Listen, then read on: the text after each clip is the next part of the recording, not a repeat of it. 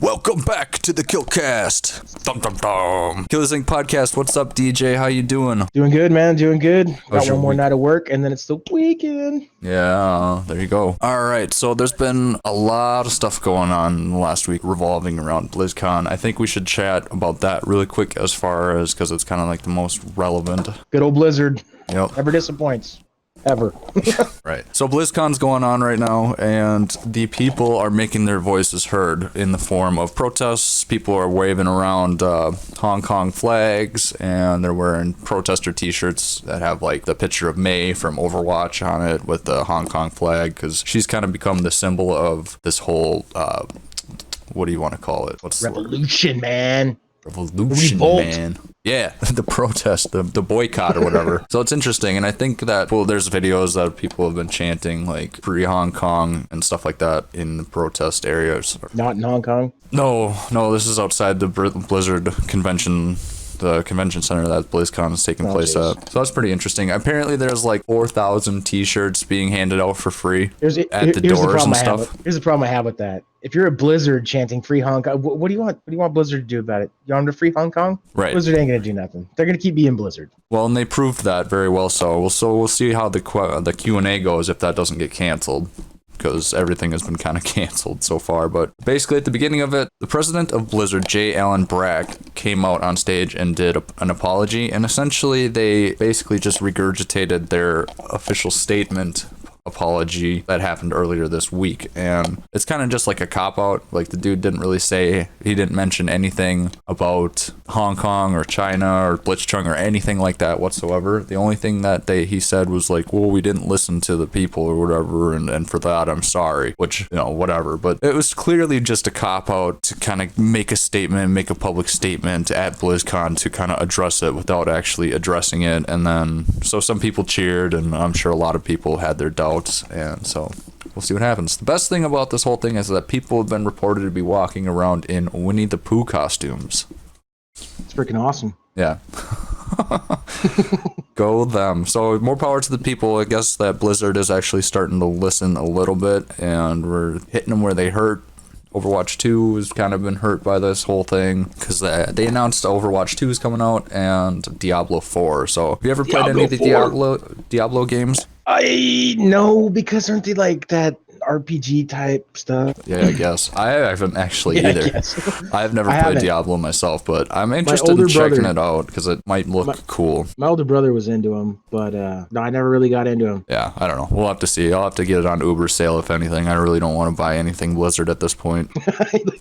I'll give you my money, but only when I'm not giving you all of it that you asked for. Exactly. I'll pay for what is worth the cost. I'll buy your products, but only at a discount. Freaking awesome. Hell yeah. Oh, man. So that's what's going on in the Blizzard world, so we'll have to see what happens at the end of the weekend. So, interesting stuff on that take. It is interesting. You follow that a bit more in depth than I do. I watch a lot of these videos or content creators on YouTube, like Legacy Killa HD, It's a Gundam, The Quartering. There's another one on there. A couple of these channels, I can't think of them off the top. I'll have to link the channels in the description if anyone wants to check them out. But yeah, they basically cover like gaming news and stuff like that, and it's like their format's really like down to earth and true to the gamer, so to speak. So like all of their content, Easy to watch. Easy to watch. Yeah, I mean, it's just like news and stuff, but it's like from a really legit standpoint of like, this isn't right and power to the gamer kind of thing, and not standing for any of the social justice warrior BS and the greedy tactics of corporations. So the man behind the master plan that's ruining everything is Bobby Kotick. For a second, I thought you were going to say Donald Trump. Yeah. No. No. Sorry, I had to. Well, that could be very true in a lot of cases, but yeah, Bobby Kotick Bobby Kotick is the CEO of Activision, and he basically is the shot caller. So everybody send him tweets. Just kidding. Don't do that. Yeah. Okay. All three people that listen to this. Yes. I need you to tweet him. Tweet him right now. What do you know? What's up on your end of things? Life, man. It's just been busy working. Yep. Not really a whole lot of time for much. Play a lot of Call of Duty. It's been doing good. I enjoy it. There's a lot of people complaining, man. I read an article today. People were like, the footsteps are too loud. And I'm just sitting reading this article going, man, can you guys just stop complaining and play the game? This is by far, like, honestly, the first Call of Duty I've played in a long time that it's actually felt decent to play. I mean, it's fun. It's repetitive, obviously, when you're playing team deathmatch all the time, but it's enjoyable. You know, everybody's got to always find something that they can pick apart in these Call of Duty games. Look, they could have gave you Black Ops 5, man. Yeah. Nobody would have wanted that. I mean, nobody wanted horrible. 4. I hated that game. I could not play the online multiplayer for that at all. I mean, I think my highest rank is 15, and I bought that game on release day. Damn. I just hated the online, man. That seems to be the status quo for that. Yeah, well, this Call of Duty Modern Warfare is actually pretty decent, man. Yeah, as far as Black Ops 4, it seems like the general consensus is that it's a burning dumpster trash pile, so it's kind of mixed, man. You either like it or you just completely hate it. I don't think there's like middle ground where you're like, well, it's decent. Because it's not. It's either like your favorite or it's a dumpster fire, man. It's just garbage. Yeah. So I am interested because I was listening to some coverage on Call of Duty, kind of in depth, and apparently, as far as the whole feel of it, it plays like a whole revamped Call of Duty. Essentially, like you can do these things called mounting, and essentially that's like hugging up against a wall. Is that accurate? If it is, I haven't figured it out. I play it like I played Call of Duty Modern Warfare. Yeah. I think you can like hug the walls and stuff, and it's called mounting the wall or some shit, but that's kind of interesting. How is the overall speed of the multiplayer? Because I heard that the characters move slower. Like in general, everything feels a bit more slowed down and a bit more like realistic. Versus I know that like Black Ops was super like felt like you were running on 15 grams of Ritalin while playing that game constantly because it was so fast paced. Yeah, it was pretty fast paced.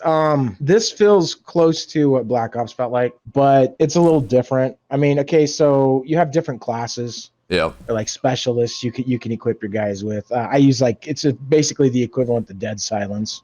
So there's another one where you can, I mean, like you'll always have a double sprint out the gates. Like you can sprint and then you can sprint again. Your guy like flails his arms like Godzilla in like a 1980s Godzilla movie where he's like going after a bit, just flails his arms, but he hauls, you know? Yeah.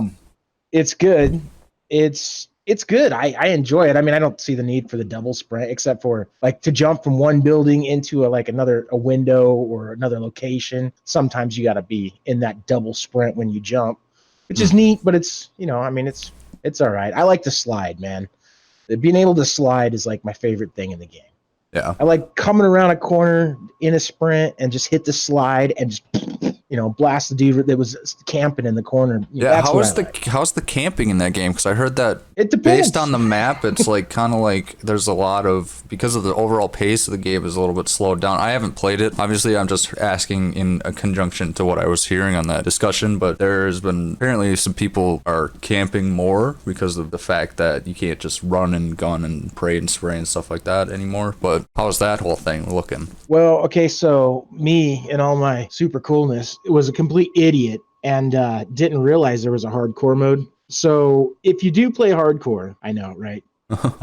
You got to go to the filter to find it, which is weird. It just was mind-boggling the way they set it up. But the menu initially was a little irritating to navigate to find hardcore. But after you got to put it in your search filter, and then you can change it from core to hardcore, and then you search for games. If you're playing hardcore, man, it plays like hardcore. It's like the game's still pretty fresh, so it's not just a complete camp fest. It's nowhere near Ghosts, Call of Duty Ghosts. That game was just camp. It was sniper rifles and camp. This is more move around, but still it's hardcore, man. There's a lot of camping. Yeah. In core, it's the same thing. Like everybody's running around like chickens with their heads cut off. I mean, there's kills just running all over the map for you to take. There's another mode they have called realism, which is like, it's actually, I enjoy it. It's like in between core and hardcore. Some people say it's core without crosshairs and a HUD. But it doesn't feel that way to me. It feels like it takes less hit markers to actually down a guy if you're shooting him, center of mass.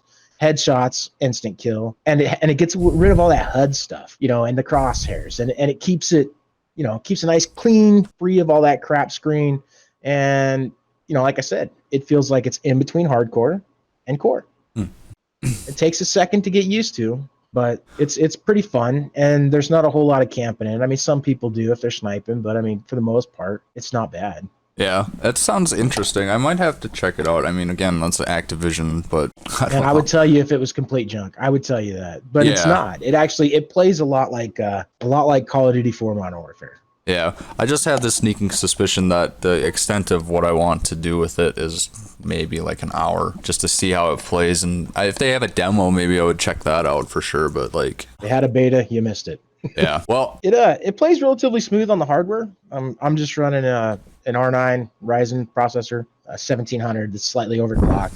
Okay. And I got my memory running at I believe it's 3200 megahertz, and I got a GTX 1080, and I'm getting, with everything cranked up and my field of view at 120, I'm getting most games just north of 100 frames a second. Nice. Some games it dips down into the the 80s, but it's only that stupid one with the buses. Man, I hate that map.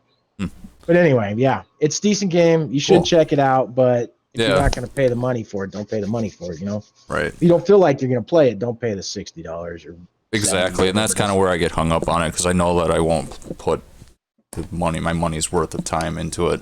So, in conclusion, Call of Duty looks like better than most of the Call of Duties that they released.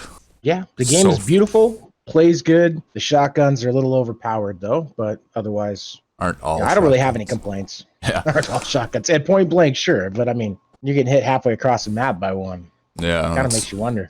That's BS. Are they running slugs? Are they running slugs? They got the, what do they call that? The Dragon's Breath shells. Incendiary rounds. Yeah, doesn't that shoot like a 4-foot flame out the end of the shotgun? Yeah. Speaking of shotguns and overpowered, you want to know what game shotguns are worthless in? Yeah, about everyone. Yeah. No, The Outer Worlds. I don't know. Oh, that's right. You've been playing that. Yeah, I've kind of been spending all my time on it lately. I'm finally getting into the story a little bit and kind of understanding what's going on. And shotguns aren't very good in that game. I end up using pistols and assault rifles for most of it. They have these energy rifles and stuff like that that are really badass, kind of overpowered, to be honest, in this point. But it's well warranted, because right now I'm going through it on Supernova difficulty, which is like the equivalent of the survival artist mode or whatever for New Vegas. Insanity mode. Exactly. And there's a couple key things that get walled off from you when you play Supernova difficulty. Basically that you have to sleep, you have to drink water, and you have to eat. So you have to stay hydrated and you have to stay healthy. And if any of those three fall below like 3/4 of the way full as far as like your gauge, then you get handicaps in incremental levels up to 4, and then you'll die. You can like starve to death or whatever. So it's interesting, but I feel like it's kind of a pain in the ass, because the handicaps that get issued just from being a little bit thirsty is like, now you can't walk, you can't carry 20 kilograms worth of stuff anymore. I hate that. It makes it so crippling. Yeah, exactly. And I'm like, okay, so normally it wouldn't be that bad. I figured out how to get water, and I figured out how to get food, and I have plenty of resources. It's just kind of a pain in the butt. The other one is the sleep. You have to go back to your ship. On Supernova difficulty, there's a couple things that they limit you to doing. You can only fast travel back to your ship, right? Okay. You can only save on your ship, and you can only sleep on your ship. Okay. So basically, whatever you do, you have to teleport back to your ship at some point or another, and then start all over and work your way back to where you were, and then... So that's kind of a pain in the ass. I would like to be able to see that you'd be able to like rent a room at like the bar or inn or something like that. I haven't really seen any inns yet, but they have plenty of bars. I figured they could rent a room or a cot to save and sleep and stuff in safe cities and stuff. But I kind of see why they don't do it like that, because it's kind of set up where this game you can literally fuck yourself by killing every single NPC you come across. Like normal games, well, a lot of games you can't really do that, especially like key characters you can't kill because it'll like fail quests, but not this game. You can go ahead and kill your own companions if you want. That's everybody's fair game. Yeah, essentially. And that's another thing with the companions. The companion aspect of the game, I'm going to actually level with you right now. It's going to be a lot more fun to play this game on even the hard difficulty without the Supernova. Just because I feel like the Supernova is adding on such little tedious things that it's not adding more of a challenge. It's just making it more annoying, so to speak. Like your companions, I already have 3 companions unlocked, but I'm not using any of them because they can permanently die. So you're just hoarding them? So they're just all hanging out on my ship, unless like we're in a safe city or something like that.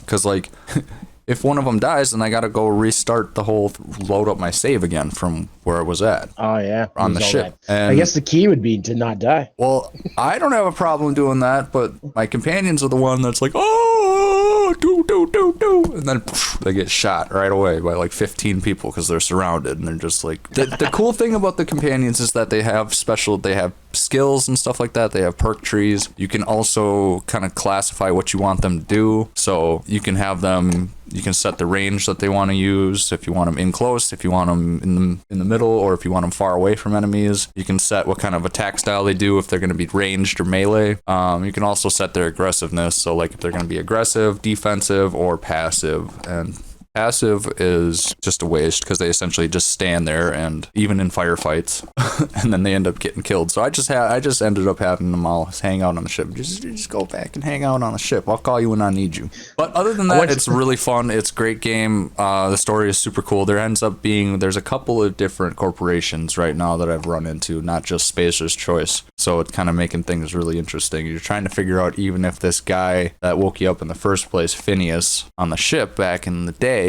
or whatever. Good old Phineas. Good old Phineas, yeah. This guy, he is just like, he's like a wanted criminal and stuff. So it'll be interesting to see how that plays out in the future. So that's my update on the Outer Worlds. I plan to put some more hours into it, and on Twitch as well. It'll be cool. Just don't do it on the insanity mode. Oh, great looking game. Sounds though. Horrible. It's not that bad. It's manageable, but it's just kind of like I wish they did something a little bit different with it. At least let me save or something like that in different areas. Yeah. What's wrong with the game where your guy can go pass out in an alleyway like a homeless person? Let's be realistic here. Happens all the time in real life. I know. So I don't know. Those are my corpse with it, and yeah. It doesn't seem horrible. I don't know if I'd play it on the insanity mode, man. Seems like too much stuff. Just you got to worry about. Yeah, I had that sneaking suspicion going into it, but I figured I'll just go through it on the hardest one, mop up that achievement really quick, and then I can go through and actually play around and explore and stuff like that. I'm already doing that, but it's very like on your toes and like, oh, this is stressful kind of thing. Like I don't want to die and have to start over. One of those achievement people. Yeah. Gotcha. Oh yeah, I think it'll be doable. That seems like it's going to be the hardest achievement, so. Yeah, or at least the most tedious. Yeah. So that being said, have you heard what's been going on with Ubisoft? Good old Ubi? Yeah. I have no idea. Oh man, they're just eating it. Are they dying? Yeah. Are they finally dying? Well, it seems to be that way, but they're essentially on life support right now, right? So Ubisoft came out earlier this week, and they released their operating income reports because they're a publicly traded company, so they're legally obligated to do that. It looks like their income is down by about 94%, so 93.8% from last year. 93% down. Well, from last year in income. So keep releasing these games with these garbage microtransactions, and the people have had enough. I hope, because it's getting old. No, I know. It's getting old, man. Every time you buy a game, it's like you got to spend a bunch more money inside the game just to complete the game. Or be on a competitive level with everybody else. Right. If it's multiplayer like that. I was worried about, Call of Duty being like that. Mm-hmm. But luckily it didn't turn out that way, because when that day comes, it's going to be a sad day. We'll see what happens. Don't you say dirty things like that. We'll see what happens.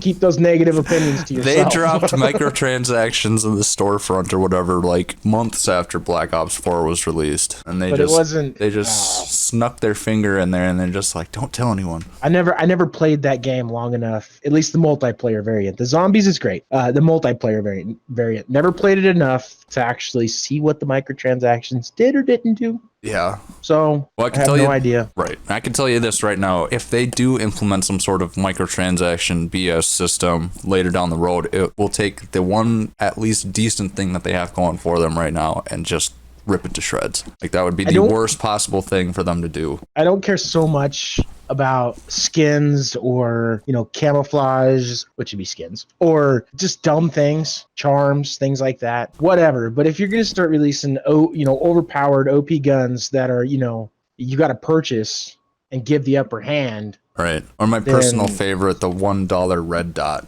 Yeah. I'm glad you don't have to pay for attachments. Oh, man. That's bullshit. I don't even think that was an attachment. That was just the reticle icon.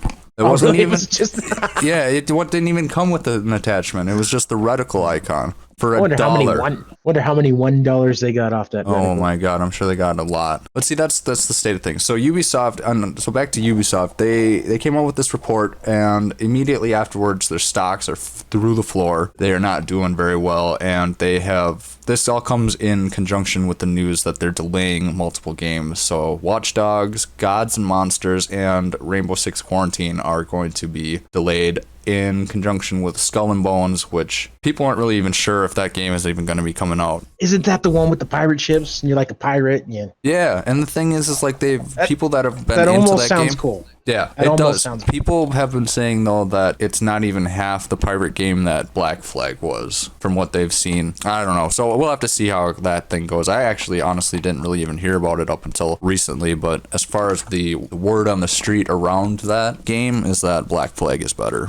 And that game came out, what, 5-6 years ago? I thought the new one was supposed to be like online multiplayer. You're the captain of a ship. You could have like people on your ship that are people playing as characters, and then like you battle it out with each other. Your what? crew. Black Flag? No, what was it called? Skull and Bones? Yeah. Oh yeah, I'm sure that's what it is. I'll have to look into it because it does sound interesting.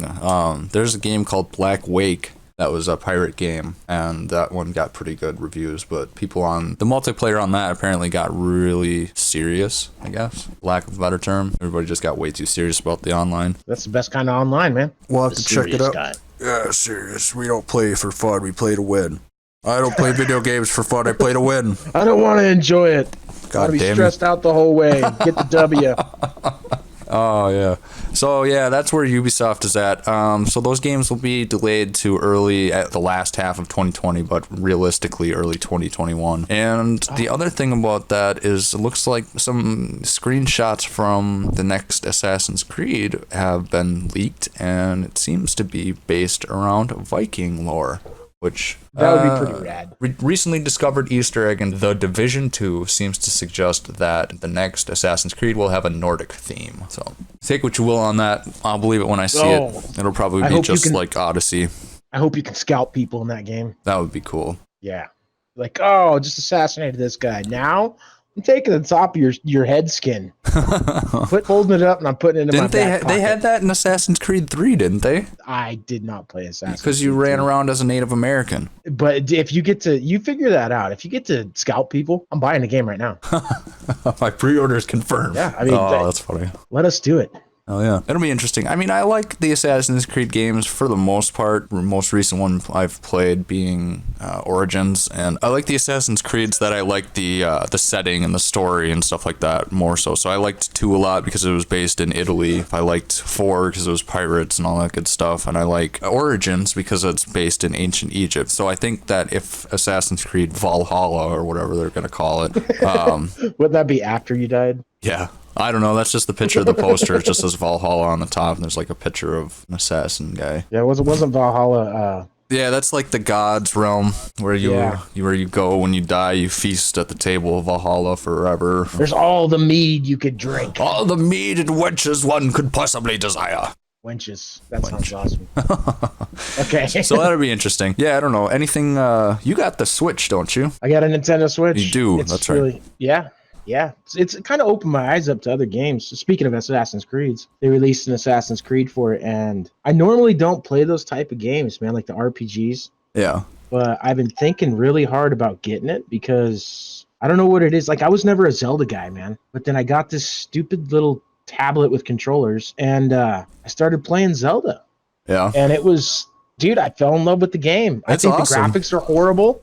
I think they're Wow. horrible. I think it's kind of like I don't know. It's like somebody drew the game. Yeah, they've had did. really weird graphic styles. Not my favorite. Ever okay? since N64, well, GameCube. But the gameplay is pretty awesome. And the game's huge. And I typically wouldn't play games like that where it's like, run over here, do this little task, go back and talk to this guy, do this little task. Those games just, they don't grab my attention. Right. But like the wife will turn something crazy on the TV, like, oh man, she's been infatuated with Supernatural. And it just doesn't, I don't really care much for it. So I'll just grab the Switch, man, throw on a little Zelda, and go to yeah, town. and I'm perfectly content with it that way. But I've never really, maybe I'm maturing at the age of 36. That's horrible. Well, I wanted to Zelda stay has a always kid had forever. a really, really good story and really well written and stuff like that. It was my favorite game growing up. But like Wind Waker looked weird. Twilight Princess looked kind of weird. It looked better. It looked more realistic, but it also looked kind of weird. But I think they've kind of come to that style where it's like almost like half in between like cartoony and realistic-y looking thing. The monsters are really strange. They're all like pigs and stuff. Yeah, it's different. But I mean, those type of games, like I said, I never used to play. But the Switch, you know, when I'm sitting on the couch and she's doing her thing, and I could kind of put a little bit of time into them, I really started to enjoy it. And I've seen like Capcom has just been going off the wall with a bunch of ports for the Switch. I mean, they put out Resident Evil 4. They just put out Resident Evil 5. Nice. You got Darksiders on there. It's, you know, there's some RPGs that I actually am looking into getting now just because of it. Yeah, and those are those are games you can play passively and whatnot, and it's not so like, okay, I gotta be like paying attention constantly because I'm playing an online multiplayer game right now. Right. It's very passive. And I've never been huge into like games like Resident Evil. I played them. I was back in the day. I had Code Veronica X for my Dreamcast. But like, I mean, they got like Resident Evil Revelations 2 is on sale for like $14. I'm thinking about grabbing that. You know, it's just kind of neat. Plus, they just released. Disney came out with it. What is it? The Lion King and the Aladdin games off of the Sega Genesis port. Wow. For like $30 for both of them. Damn. And those were two awesome games back on Sega Genesis. I don't even know if you're old enough to remember Sega Genesis. I never played one myself. I think I never played a Genesis. I played the Nintendos and I played Dreamcast, but I don't think I ever played Genesis. And the Genesis port of at least Aladdin was like the only one you got the sword in. Like the Super Nintendo version, you didn't get the sword. You got this stupid little anyway. Huh. Yeah. So these are games from my childhood. These are games from my childhood. Damn it! Don't make fun of me. But it's just cool. Like they're doing a lot of that on the Switch, and so you get to go back to these games on the go and play them, man. Yeah, and I'm not trying to plug the Switch or factor. anything. Not trying to plug the Switch or anything. But if you're sitting at a bus stop and you just want to, you know, play a little Aladdin, or, you know, you're waiting on the bus for 5 minutes, the Switch is an awesome little console for that. The thing about the Switch is that I think up until the Switch, I mean, they had PSP and all that stuff like that, blah, blah, blah, but nothing has really been on this level of like portable gaming other than mobile games on your phone. And that's just garbage. Every single one of them is all garbage. Mobile gaming is just the worst thing. So people are sick of it. And so they see that they have this appealing, you know, portable gaming device where they can play legit actual games that they know and love. Hell yeah, you know, sign me up. Especially if you have a big commute time. You spend a lot of time on the bus and stuff like that or whatever, you know, to and from work. I could totally see having a Switch over. Lunch break. Yeah, if I needed to get like a Switch or an Xbox right now, I would probably go for the Switch. And check this out. There's a company out there called Ojo. Yep. I believe is how you pronounce it. They make a battery-powered docking bay. Oh, so there's this big hype on how docking bays can brick your Switch. Anyway, the Ojo doesn't. Or at least everything I've read and all the reviews on it say it doesn't. But basically, it's a docking bay. You drop your Switch into, and it turns it into it's only 480p, but it turns it into a portable projector that you can do. I think they set up to 150-inch screen. Wow. So yeah, you're out on night on the town, you and your buddies hanging out, or even outside with at least in my neck of the woods, a bonfire and a 30-pack of beer. You find yourself the side of a trailer, or bring a sheet out there with you to the woods. You can hang a sheet, dude. You guys are playing Mario right there, getting tanked by the fire. That's dope. Pretty neat stuff. Yeah, there's a place, there's a coffee and wine bar that I walk past at work and stuff, and built one of the Skyway buildings, and they on Thursdays have the NES set up on a projector, and it's like the new NES with everything is built into it or whatever. So they have that set up on a projector, and people can play Mario and stuff like that just on this huge wall. Yeah. So that's always really cool to see. I like that. That's really cool that the Switch is so innovative too, because they have that. What was the Switch stuff where you can build with it? I think it's like Lebo. Yeah. I haven't tried the Switch VR because I think it would be very disappointing to me. I own a Vive, a vanilla Vive, I guess you could call it, or whatever. An early adopter's Vive, but I just don't think there's enough power in the equipment to make it enjoyable. Yeah. Maybe for kids. No, definitely not. I mean, VR is processor intensive on a desktop. A lot of it's graphics card too. I mean, you want to maintain for immersion, above 90 frames a second. Mm-hmm. Honestly, above 100, 120 would be great. Yeah, that's hard to do with such a... Yeah, anything less than 90 and everything kind of feels choppy, and it kind of just really screws the immersion up. Yeah, I mean, there's only so much you can do with a processor that's in a portable device like that. It's like what happened with the Witcher port. Yeah, just wasn't great. Just like 30 frames a second, really low resolution. There's a couple of not great ports. They ported Ark Survival Evolved over to it. Yeah. But they did it off of an earlier build, and there's so many people pissed off. Like I think you don't even get the island.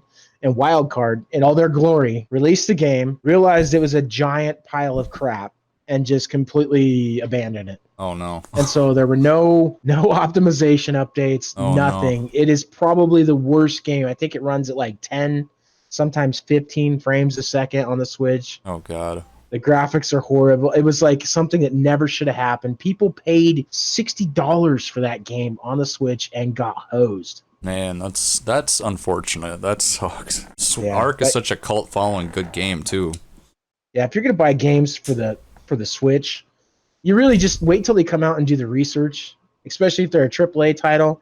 Because I don't know if you could call Saints Row 3 a AAA title. I mean, back in the day, I guess it could have been. But like that game runs poorly. Yeah. It's playable, but it's just not great. Well, I mean, they can only do so much, like we said. But hopefully they take that information going forward with upcoming ports and figure out some ways to optimize it. I don't know what Bethesda did, man, but anything by Bethesda seems to play pretty decent. Anything I've played.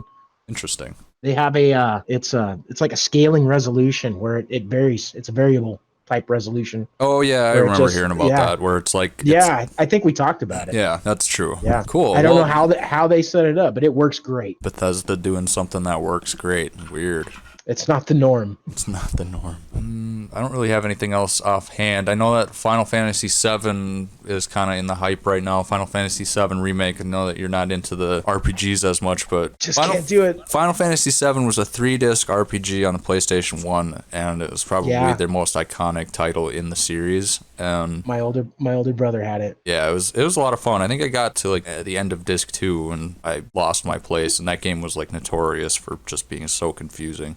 I was just like, I can't. 3. Oh, it was so confusing. Anyways, so like, I guess, so they're redoing it. They've been teasing a remake because that was like when the PlayStation 3 came out, that was what they used to do like their graphics demo and stuff. They're like, look at how good it looks and stuff. And everybody thought that they're going to be doing a remake, and it never came out. So 20 years later, we're finally going to see the remake being released. And it's so big that the Final Fantasy, as far as what I know right now, I have to reconfirm this, but as far as what I know right now, what's going to be coming out in March 3rd, 2020, Final Fantasy VII will come out, and it's just the first part of a multiple release title. So essentially the first part is going to be the whole city gameplay of Midgar, up until the point where you get out of Midgar and it collapses or whatever. And that's the end of the first disc or first game. And there's going to be either 4 or 5 parts to it. So it's going to be a massive game. Obviously, if you've played the first one, the size of the levels and the graphics and all that stuff, just like if they're going to do Witcher 3 or cyberpunk level graphics at this point for Final Fantasy, I would imagine it's going to be need to be on 3 discs or 3 releases. Waiting very impatiently for Cyberpunk. Yeah, I know, right? Oh, it's going to be cool. They expanded the map. It's bigger. Oh, yeah? Mm-hmm. Really? Yep, it's bigger now. They expanded it north and south-wise. Wow, that's great. We've been waiting how long for this damn game, and they're just taking their time making it bigger? Yes, make it as big as I want. 5,000 hours of gameplay. I just want to play the damn thing. That's all I want. Just run your build process, CDPR, and send DJ the build right now so you can play it, and he'll be happy. Right? I would be happy. I don't need all the extra. Come on, man. I'm going to get tired of it after, 30 hours anyway. Yeah, you are, but you're talking to somebody that put 400 plus hours into Witcher 3 alone on the Xbox. Jesus. There went your childhood, man. No, most of that time was spent in the pause menu. That was so calm. Oh, yeah, exactly. On double butterstick, damn it. So yeah, before we go, I was thinking there's this game on Steam. Yep. I don't think we'll get a chance to do it, but I could bring it up. Man, horrible at this. Generation Zero, man. It's free to play for 1 day and like 3 hours, so that's probably not going to happen. Oh, free until November 3rd. Is that like a mech game? No. So like it's based in Sweden in the 80s, and it's like, so the machines have like taken over and killed everybody, blah blah blah. You and your 3 co-op buddies, up to 3 co-op buddies, basically run around, figure out how to destroy these machines. It's a big, huge open world game. I was hoping to get to do the play for free. Yeah. But I think we're gonna end up missing it though. But I don't want to pay for it, man, because there's so many mixed reviews. I mean, it comes up mostly positive, but there's just so many mixed reviews. Generation Zero, mostly positive, mixed reviews. Everybody's saying it's a beautiful game, and it looks really good. I mean, this video is crap on a Steam preview or whatever, but it looks pretty decent. Yeah, it was supposed to be really good. Avalanche Publishing did it. And there was this big hype on it, and then it came out, and I know it got a lot of negative reviews when it first came out. And then, well, I mean, if you go down to the reviews, there's a couple negative reviews still. I don't know how they get mostly positive out of that. I think the system is flawed. But yeah, I wanted to give it a swing, but I'm not going to pay the, I mean, it's on sale right now for $20. But it looks like it could be good, but those reviews make me question the legitimacy. That's every game I buy, I'm sifting through the reviews going, is this worth my money? Yeah, there was a good sale going on for Halloween and stuff like that. There was a lot of horror and like spooky games on sale. So I picked up Remnant from the Ashes and Doom 2016. So I'm stoked to play those. You picked up Doom 2016 in the end of 2019. Yep. That game came out, I think it was May 12th or 13th of 2016, man. That's right. And I only know that because I had that game loaded on my computer. I was preloading it like 2 hours before midnight. I was preloading it on my slave drive because I only had 2 drives in the computer, and they were both solid state drives. I had it preloaded. I went to launch it. It launched, and then that hard drive crapped. Oh, no. I didn't even get to play it. It was like my birthday. I stayed up all night. It was midnight. No. I'm like, yeah, it says I can play it. I click it, and it's like, boop, dead. What the hell? What are the chances? Yeah. Don't buy Muskin Chrono drives. God, they're horrible. I'll stick to my Seagate and Intel stuff. Yeah, I got suckered. Hey, before we go really quick, I wanted to ask you, what's your take on the new UI design for the library on Steam? I haven't seen it. Looks pretty nice. Oh, there we are. Are they trying to compete with Epic here? I don't know. I haven't seen. Feels a little epic-y. This looks a little nicer than what they had before, but it does look a little bit cluttered. I like the menu on the side more so. I liked the simplicity of the way it was. This is going to take a second. Everything's been misplaced. It's all still on the left-hand side, so that's good. And then you bring it up, and then it pulls up the game.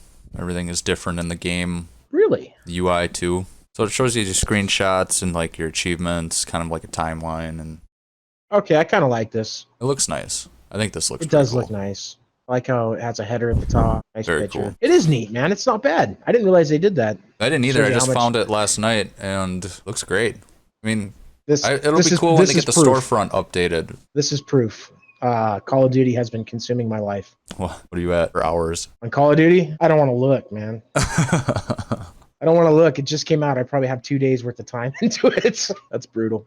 Roots. All right, man. It pulls up a bunch of videos. That's awesome. Oh yeah, it's super cool. Keep scrolling down. You get everybody's videos and stuff. I like it. Oh, there's like cosplay pictures and stuff of Elizabeth from like a ton of community posts. That's not bad. It's gonna take a minute to get used to though. Yeah. But not bad. Cool. I think it's more interactive. Would probably be more so. Yeah. Cool. Well, that about does it on my end. Do you have any closing thoughts for the people? Oh, I'm tired. Third shift sucks. Get a real job. Work a 9 to 5. Go to college. Become a doctor. Yeah. Don't work third shift. Push scripts. Push scripts on the streets. I mean, with your push scripts with your script pad. Yeah. All right, man. Well, until next week, thanks for tuning in, everybody, and we will catch you on the flip side. My name is Sharpie. Thank you, DJ, for joining us, and we'll catch you next week. Have a good week, always, buddy. Man. You too. KILLAZ.INC out. Peace.